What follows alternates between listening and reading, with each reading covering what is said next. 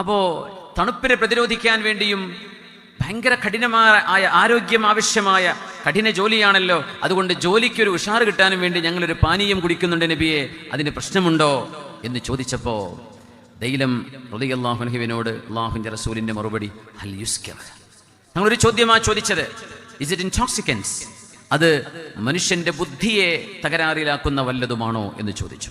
ഖുൽതു നഅം, ഉണ്ട് നബിയെ, അത് കുടിച്ചു കഴിഞ്ഞാൽ ഒരൽപ്പം മത്ത് വരുന്നുണ്ട്.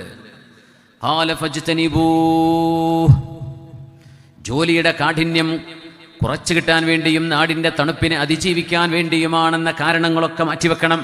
നിങ്ങളുടെ ബുദ്ധിയെ തകരാറിലാക്കുന്നുണ്ടോ, ഫജ്തനിബൂ, യു ഷുഡ് ഷൻ ഇറ്റ് അവേ, നിങ്ങളത് ഉപേക്ഷിച്ചേ പറ്റൂ.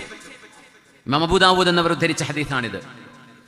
മനുഷ്യൻ പറയുന്ന കാരണങ്ങൾ ബാലിശമാണ് എന്നാണ് അതിനർത്ഥം. ഇന്നല്ലാഹ ലം യജ്അൽ ദവാഅൻ ഫീമാ ഹറം, അല്ലാഹു നിഷിദ്ധമാക്കിയ ഒന്നിലും പടച്ചതമ്പുരാൻ മനുഷ്യന് രോഗത്തിന് പോലും ശിഫ വെച്ചില്ലെന്ന് മഹാനായ റസൂലുള്ളാഹി സ്വല്ലല്ലാഹു അലൈഹി വസല്ലം.